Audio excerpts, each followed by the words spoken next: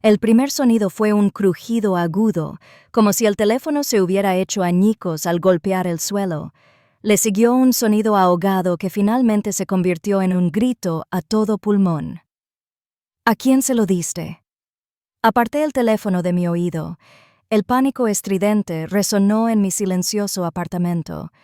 La escena se disolvió al instante, reemplazada por el silencio estéril de una sala de conferencias con paredes de madera apenas unos días después.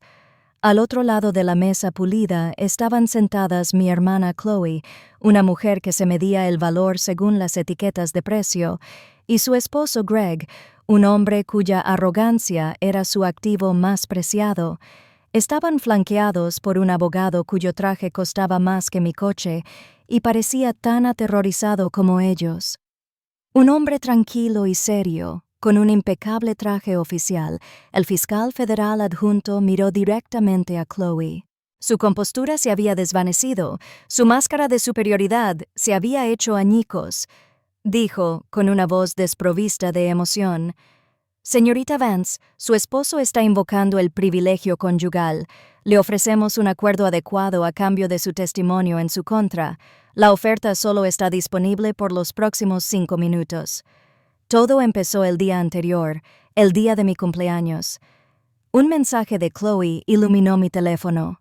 Adjunto un número de seguimiento. Algo fabuloso en camino.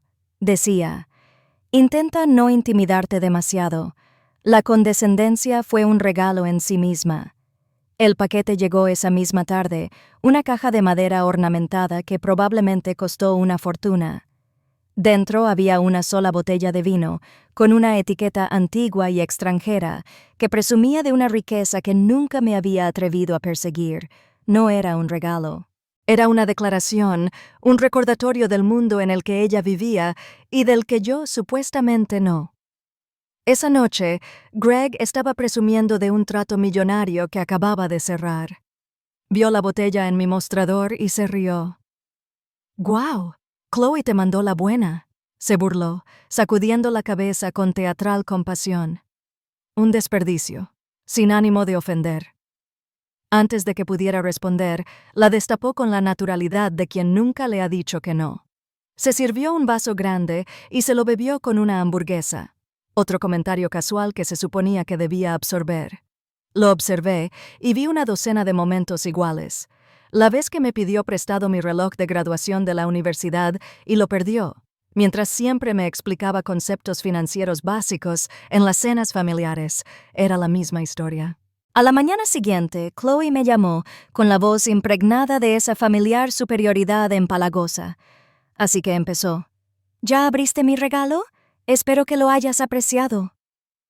Tomé un sorbo lento de mi café, manteniendo mi voz serena, completamente seria.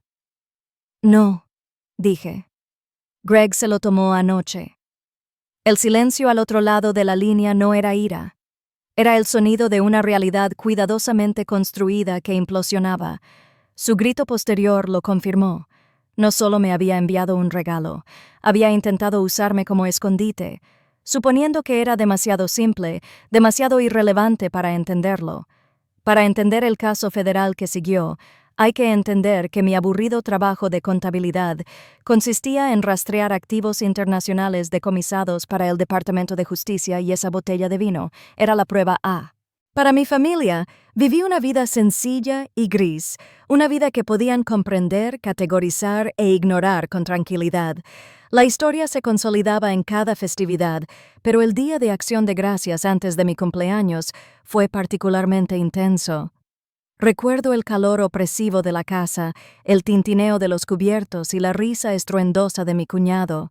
Mi hermana Chloe, una influencer de redes sociales que vivía la vida como un largo y selecto reportaje fotográfico, estaba a su lado, radiante y triunfante. Juntos, les entregaron a mis padres su regalo y un viaje en primera clase a Italia con todos los gastos pagados. Mis padres estaban rebosantes de alegría, adulándolos con una especie de reverencia mientras hablaban maravillas de la costa amalfitana. No solo vi billetes de avión, vi el club de robótica al que no pude unirme en el instituto porque las cuotas eran demasiado altas.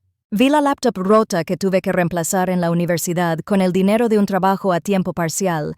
Vi una década de excusas cuidadosamente formuladas sobre la escasez de dinero. Todo se evaporó en un instante, en un gesto grandioso.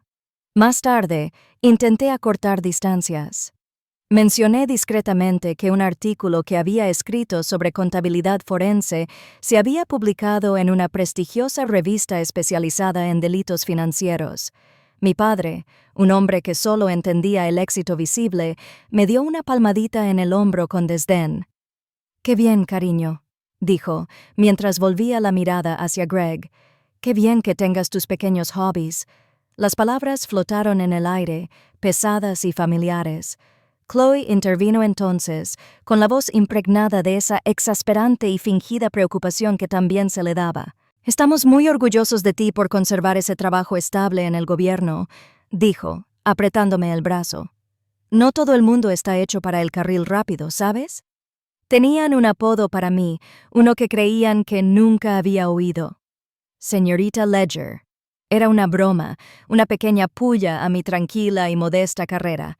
Me imaginaban en un cubículo polvoriento en algún lugar, rodeada de archivadores beige, tecleando sin parar en una calculadora. Una vida aburrida y predecible para una chica aburrida y predecible. No tenía ni idea de dónde trabajaba. Mi realidad era completamente distinta a sus cenas suburbanas.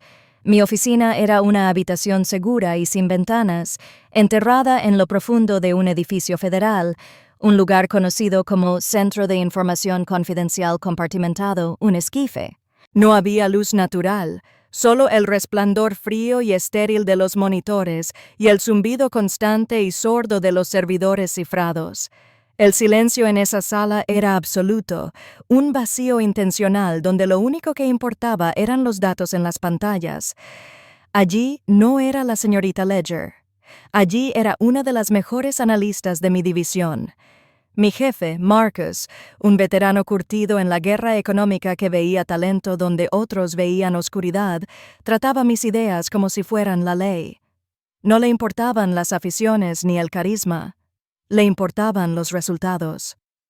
El día que Chloe envió ese vino, Marcos y yo estábamos planeando nuestra investigación más crucial hasta la fecha. La llamamos Operación Kingmaker.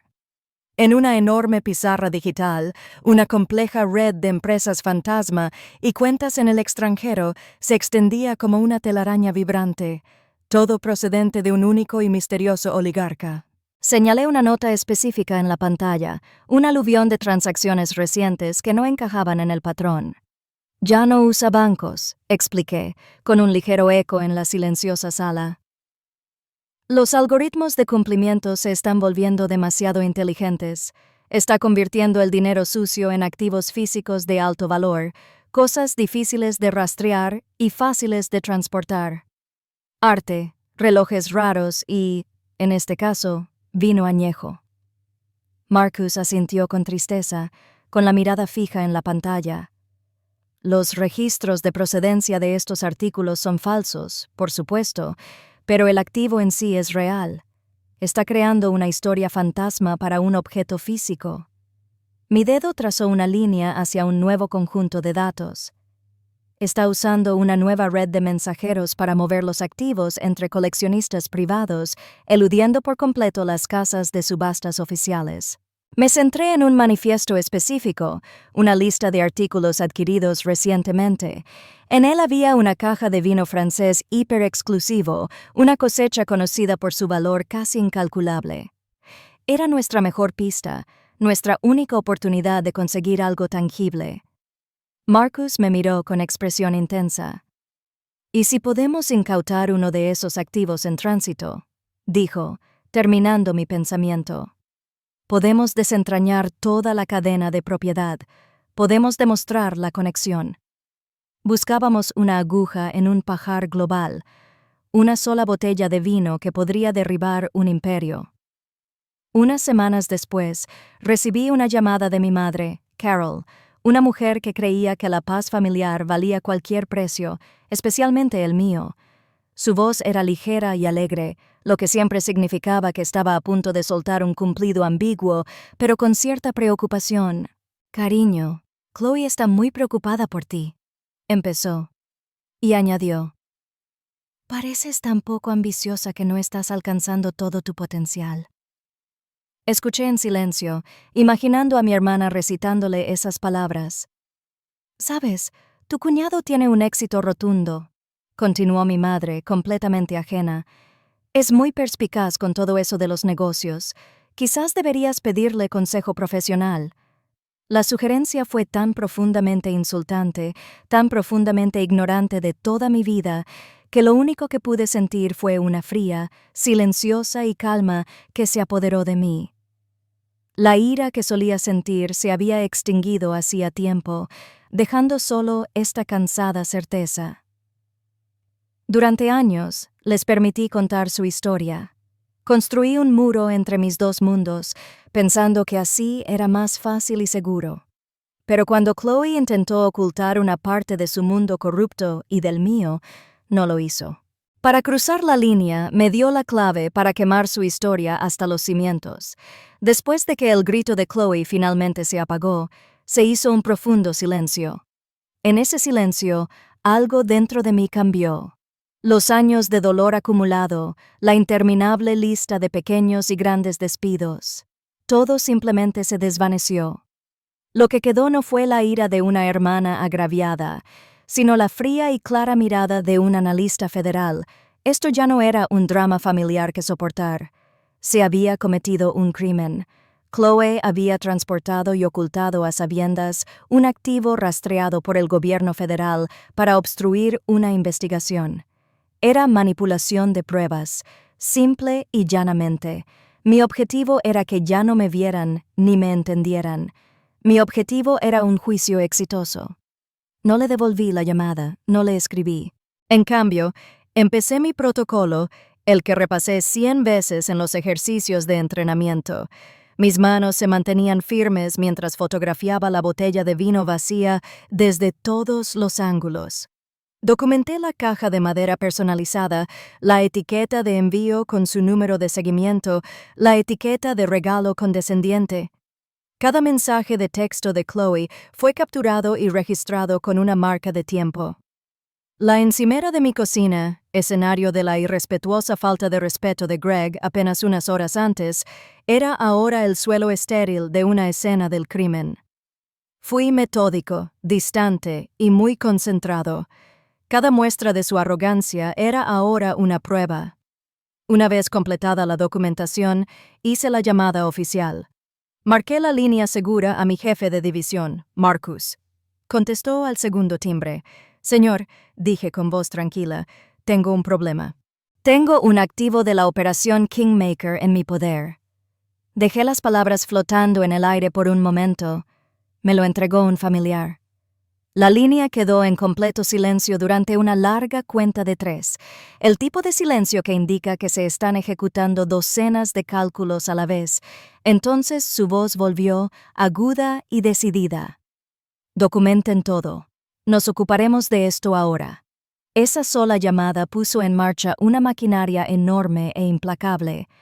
Pasé las siguientes horas coordinándome con Marcus y la Fiscalía de II. El regalo, como lo llamaban, era todo lo que necesitábamos. El broche de oro. Era el vínculo físico irrefutable que conectaba a Greg directamente con el activo blanqueado, y los mensajes de texto de Chloe demostraban su intención de ocultarlo. Se redactaron citaciones de inmediato, no solo para el laberinto de registros financieros de Greg, sino también para Chloe personalmente. Ante la ley, ya no era una testigo. Era un objetivo. El extravagante regalo que usó para menospreciarme la había convertido en cómplice. Entraron a la declaración con su abogado, sonriendo con sorna y susurrando, esperando intimidar a su hermana pequeña, la contable. No tenían ni idea de que no se estaban adentrando en una mediación familiar, se estaban adentrando en una investigación federal activa, y yo era el analista principal. La sala de conferencias del Departamento de Justicia parecía un vacío. El aire era denso y quieto, con el aroma de viejos libros de derecho y un ligero toque metálico de ansiedad. Me senté a un lado de la enorme mesa de caoba pulida. Mi jefe, Marcus, estaba a mi lado, una presencia silenciosa e imponente. Frente a nosotros, Chloe y Greg estaban sentados con su abogado, un hombre cuyo traje caro parecía encogerse con cada segundo que pasaba. Habían entrado con una arrogancia palpable, susurrándose y sonriéndome con suficiencia. Considerando esto como una ridícula formalidad burocrática, pronto lo rechazaron. Su abogado comenzó con un suspiro teatral, lanzándose a una queja sobre el acoso injustificado a sus clientes. El fiscal federal adjunto, un hombre cuya calma resultaba más intimidante que cualquier muestra de ira, lo dejó terminar sin interrumpirlo. Cuando el abogado terminó, el fiscal general ni siquiera lo miró. Sus ojos se encontraron con los míos desde el otro lado de la mesa. Asentí con una sola cabeza, casi imperceptible. El espectáculo había terminado. El verdadero proceso comenzaba. El fiscal general dejó un expediente delgado sobre la mesa y dirigió su atención a mi cuñado. «Señor Vance», comenzó con voz monótona y serena, «tenemos pruebas de que utilizó la firma Apex Global Holdings para comprar varios artículos en una subasta privada en Ginebra el año pasado. Uno de esos artículos era una caja de $1,945, Romany Key, valorada en aproximadamente $1,2 millones. ¿Es correcto?» Greg se recostó en su silla, con una sonrisa de suficiencia en el rostro. Aquello era territorio familiar para él, un mundo de dinero y lujo del que se enorgullecía. «Tengo una extensa colección de vinos», dijo con una arrogancia desbordante. «Es una de mis pasiones». El AUSA no reaccionó, simplemente deslizó la carpeta abierta por la mesa. Según nuestros registros, esa caja de vino en concreto fue reportada como robada del Archivo Nacional francés durante una exposición privada hace 2 años. También tenemos registros que demuestran que Apex Global Holdings es una conocida sociedad fantasma del sindicato Reichhoff. Hizo una pausa, dejando el nombre en el aire. «No lo llamamos pasión, señor Vance», dijo Alice, bajando ligeramente la voz. «Lo llamamos lavado de activos». La sonrisa de Greg se desvaneció. El color desapareció de su rostro y su seguridad se desvaneció. Empezó a tartamudear, pero el IUSA ya se había marchado. Su mirada se dirigió deliberada e intensamente a mi hermana. Toda la energía de la sala cambió con él. Chloe, que había estado observando a Greg con una expresión de adoración, ahora parecía un animal atrapado. La voz del OSA se suavizó, pero tenía un tono nuevo y más peligroso. «Señorita Vance, el 7 de septiembre de este año, el día de su cumpleaños, le envió una de estas botellas a su hermana. Hizo un pequeño gesto preciso en mi dirección. Era un analista de nuestra división de bienes decomisados. Fue como si una bomba hubiera explotado en la habitación silenciosa». Chloe giró la cabeza hacia mí, con los ojos abiertos y una confusión tan profunda que parecía casi infantil. Podía ver cómo giraba su mente, intentando reconciliar las 2 imágenes que tenía de mí, la aburrida hermana invisible a la que llamaba señorita Ledger y el título que la AUA me acababa de otorgar. Su expresión se desmoronó en varias etapas. Primero, una incomprensión nula, luego una sospecha incipiente y, finalmente, una oleada de horror puro y puro que inundó su rostro, dejándola pálida y temblorosa. Por fin me veía. Realmente me veía por primera vez. El OSA insistió, con palabras metódicas e implacables. «Esa botella, señorita Vance, era una prueba etiquetada en una investigación federal activa. Al enviársela a un familiar, intentó romper la cadena de custodia. Se inclinó ligeramente hacia adelante. Eso es un delito grave, y ahora mismo su esposo se prepara para alegar que lo hizo con pleno conocimiento de sus actividades para ayudarlo a ocultar sus bienes al gobierno». Greg estalló, gritando: «¡Mentira!». pero su propio abogado le puso una mano en el hombro con el rostro pálido. El abogado lo sabía, comprendía el jaque mate que acababa de presenciar, pero Chloe ya no miraba a su marido. Me miraba a mí, con la boca entreabierta. Los últimos vestigios de su mundo cuidadosamente construido se desintegraban a su alrededor. La hermana condescendiente, la niña mimada, la reina de su círculo social, todo se desvaneció. Para ella, ya no era de la familia, era la artífice de su ruina. Este era el momento de mi llamada de cumpleaños. El origen de ese grito de pánico ahora estaba al descubierto bajo las luces fluorescentes planas de un edificio gubernamental. El AUSA dejó que el silencio se prolongara antes de asestar el golpe final.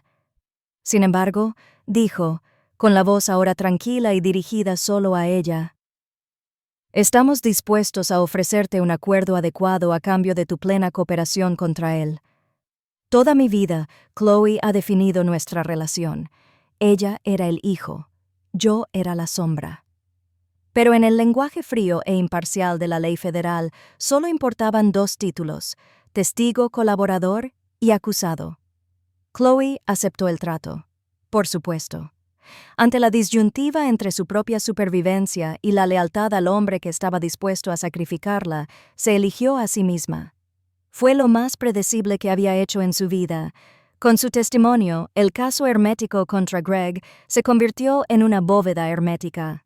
Las consecuencias fueron inmediatas y espectaculares. Los titulares se llenaron de historias sobre el financiero multimillonario y sus vínculos con una red global de lavado de dinero. Todo su imperio, construido sobre la arrogancia y el crimen, se derrumbó en cuestión de semanas. Durante todo ese tiempo, mi teléfono vibró sin parar con llamadas de mis padres. Sus mensajes de voz eran un caos frenético de confusión, ira y acusaciones. Exigían saber qué había hecho, cómo había podido ser tan cruel con mi propia familia, cómo había podido acarrearles esta vergüenza. Nunca hubo una sola pregunta sobre mi bienestar ni sobre mi versión de la historia. Solo pánico por la interrupción de sus vidas pacíficas y organizadas. No contesté ni una sola llamada. Dejé que todos se fueran al buzón de voz, una cascada de mensajes frenéticos que jamás escucharía. Mi atención estaba en otra parte. Estaba en una sala de informes con Marcus y el fiscal general, revisando las últimas piezas del caso. Cuando terminamos, el fiscal general, un hombre al que solo conocía profesionalmente, se volvió hacia mí con una mirada de genuina admiración. Me dio una palmadita firme en el hombro. «Lo que tu familia pierde es lo que gana el Departamento de Justicia», dijo con una sonrisa sombría. «Un analista de trabajo excepcional». En ese momento, el simple respeto ganado de mis colegas me pareció más real y valioso que cualquier aprobación condicional forzada que hubiera buscado de mi propia familia. Era sólido. Me conectaba con la tierra. Era suficiente. Un año después, el mundo parecía diferente. Mi mundo era diferente. Me encontré en una nueva oficina, una con un gran ventanal que daba al horizonte de la ciudad. El constante zumbido del tráfico abajo me recordaba el complejo mundo interconectado que me esforzaba por proteger. Una placa sencilla y elegante en mi puerta decía: «Analista jefe, Unidad de Investigaciones Especiales». Ahora tenía mi propio equipo, un pequeño grupo de las mentes más brillantes y dedicadas de la división. Esta era mi nueva normalidad, dirigir una sesión informativa para nuestro próximo caso importante, la Operación Medusa. Me encontraba frente a un gran mapa digital, señalando una red de transacciones que serpenteaba entre continentes. Mi equipo escuchaba atentamente, interviniendo con preguntas agudas y brillantes reflexiones. No había condescendencia en esta sala, ni celos mezquinos ni jerarquías inmerecidas. Solo existía el trabajo y un profundo respeto mutuo por la competencia que cada uno aportaba. Esto pensé al observar sus rostros concentrados. Era una verdadera familia, una familia construida sobre el mérito, no sobre la obligación. Una familia donde no era invisible, sino esencial. Mi vida ahora era tranquila, definida por un trabajo satisfactoriamente complejo y una profunda sensación de paz personal que nunca había conocido. El caos de mi antigua vida se sentía como un eco lejano. La historia de otra persona. Una tarde, mientras revisaba un extenso expediente sobre regulaciones bancarias offshore, una notificación apareció en mi pantalla. Era un correo electrónico. El corazón me dio un vuelco al ver al remitente, mi madre. El asunto contenía una sola palabra que parecía de otra vida. Hice una pausa, con el cursor sobre el mensaje. La vista previa del texto era visible justo debajo del asunto. Su sentencia es el mes que viene. Me preguntó si le escribiría una carta al juez. Me quedé mirando las palabras y esperé a que afloraran los viejos sentimientos familiares. La ira, el dolor, el resentimiento, pero nada llegó. Solo había una distancia profunda e inquebrantable. Su drama, su mundo, simplemente ya no podía alcanzarme. Mi paz ya no era algo frágil que pudieran destrozar con una sola llamada o un cumplido ambiguo. Era mía. Me la había ganado. Sin abrir el mensaje, moví el cursor, hice clic derecho y seleccioné archivar. El correo desapareció de la pantalla. Tomé un sorbo de mi café frío y volví a concentrarme en el archivo que tenía delante. Volví al trabajo que importaba. Mi hermana pensaba que el vino era símbolo de un estatus que jamás podría comprender, y tenía razón. Su verdadero valor no residía en el precio, sino en la prueba. Prueba de que un legado no es lo que te dan, sino lo que construyes meticulosamente en silencio. Si alguna vez has visto tu silenciosa competencia usada en tu contra, comparte tu historia a continuación. Aquí vemos tu fuerza.